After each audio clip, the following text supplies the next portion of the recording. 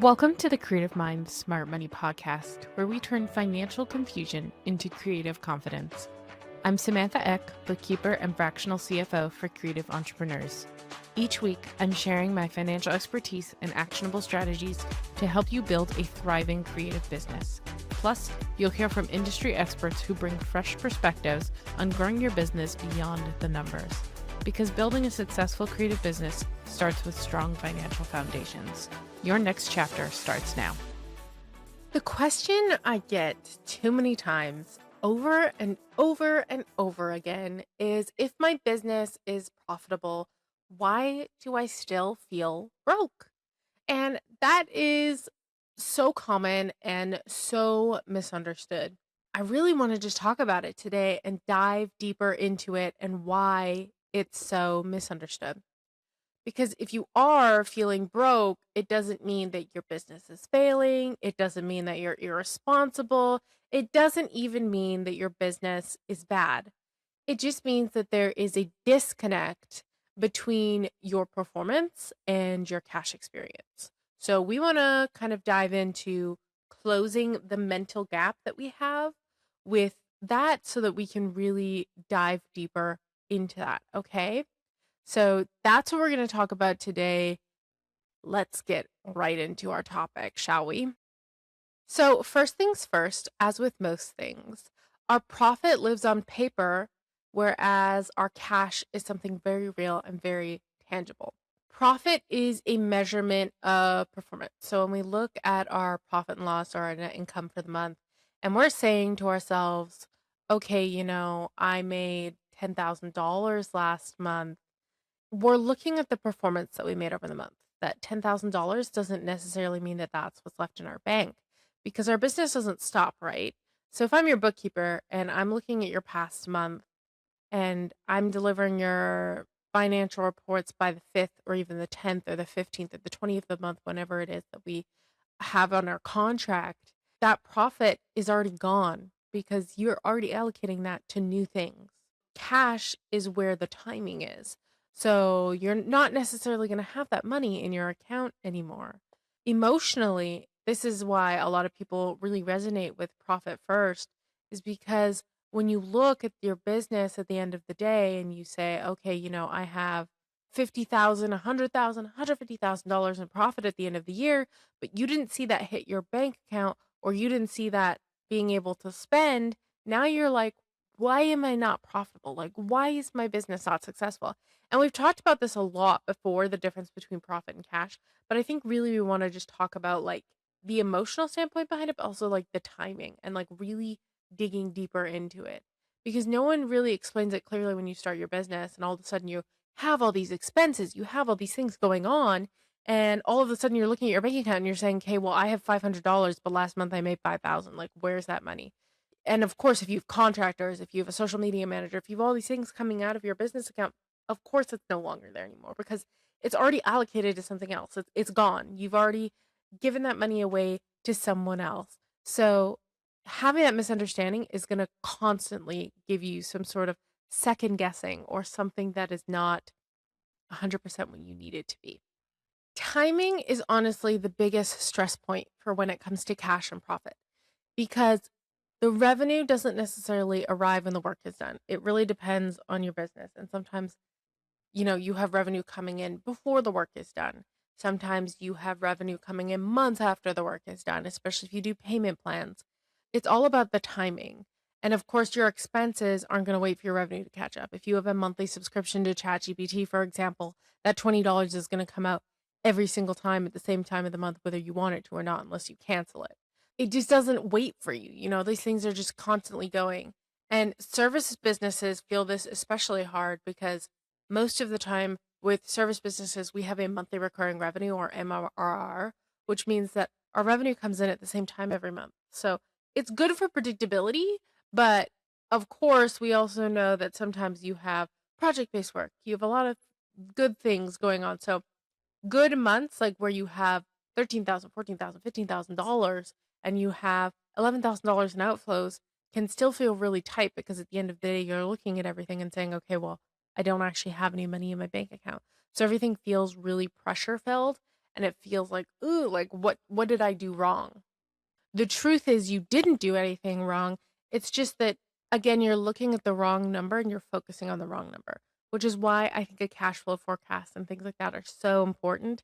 Like, you almost need a cash flow forecast with your monthly books because otherwise you're just not getting the full picture that you really do deserve. Obviously, again, growth can make the problem that we have in our business much louder. So a lot of people think that, oh, once I grow, it won't really matter because I'm just going to have the money.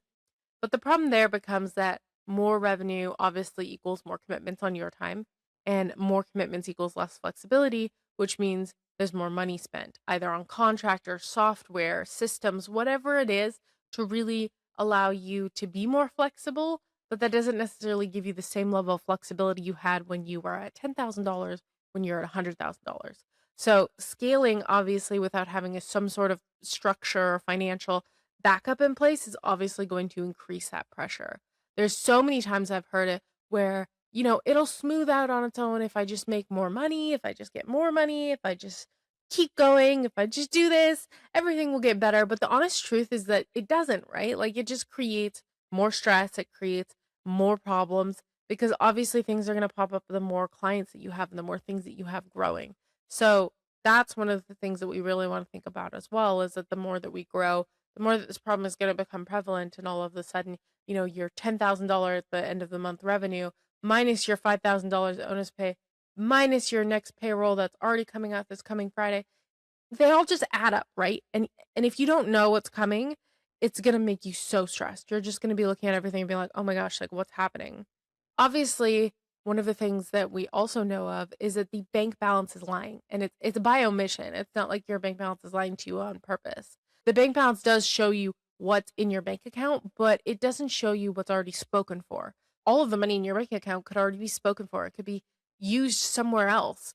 Using it as a decision tool and looking at your business bank account is obviously going to create a whole bunch of loopholes for you because you're going to delay your owner's pay because maybe you only see $2,000 in there or something like that. You're going to make panic or rush decisions based on what you see in your account, and you're going to overuse credit or overuse other things that you have because you're looking only at your bank account.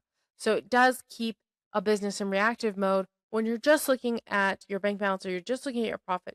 You're being very reactive to your business overall, and that's not something we really want to see or recognize, right?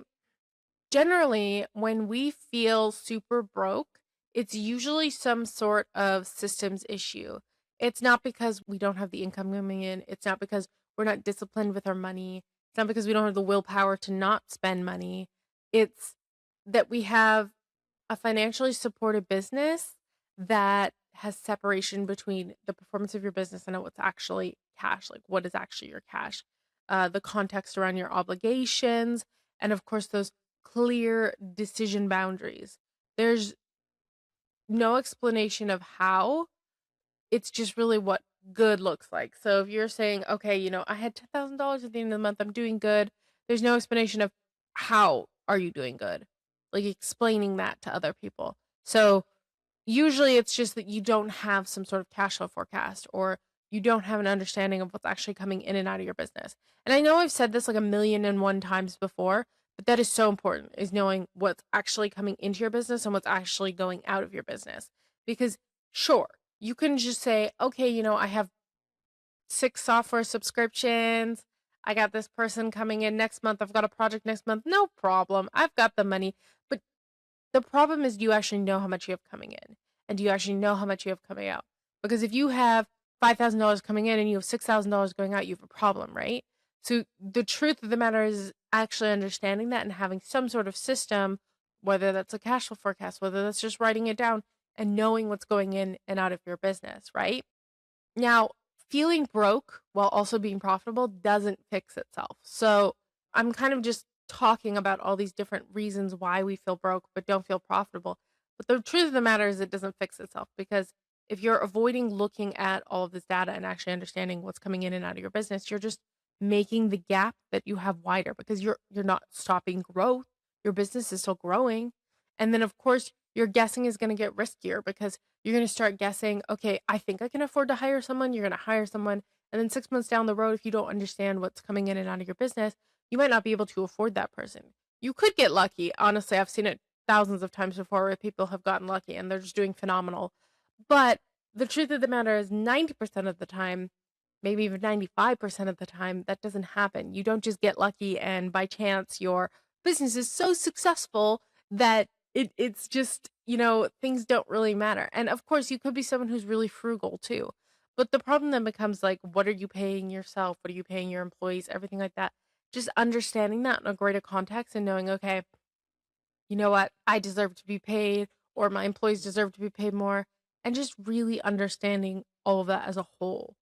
There is just an emotional cost of never feeling safe with money. And one of my clients that I work with specifically, we do her budget, we do her cash flow. She always feels an immense amount of relief every single week whenever we talk, whenever I do her cash flow. And she doesn't really make financial decisions without discussing them with me because she wants to feel safe with her money. And even if I've told her the week before, hey, you're good for payroll. You don't need to follow up with me. Go ahead and run it next week. We've already set aside the money for payroll. We're good to go. She's constantly asking me, hey, am I okay to do this? Am I okay to do this? Because she wants that safety. And she already does feel safe because we've been working on this for quite a while. But the problem then also becomes that she just wants to feel that confirmation and that availability to be like, okay, I know Samantha says that I'm good. I'm going to go ahead and do it. And that's not necessarily saying that you need me to do that. You could do that yourself for yourself, but definitely having some sort of idea of what's coming in and out of your business is going to be so, so important because that clarity, it requires the intention that you want to bring to your business, right? You want to have that intention that you know what's coming in and out. When you feel broke because of your business, but you're still profitable and you're seeing that you have 50,000, 100,000, 150,000 coming in, it's not a verdict that you are doing poor, you're doing well. It's the feedback that you need to really understand what is going on in your business. And it is really useful when you have someone that actually can help you interpret it. Because, of course, your business isn't broken, it's not doing well, it's not doing anything. It's just actually asking for a better understanding of money and how it actually moves.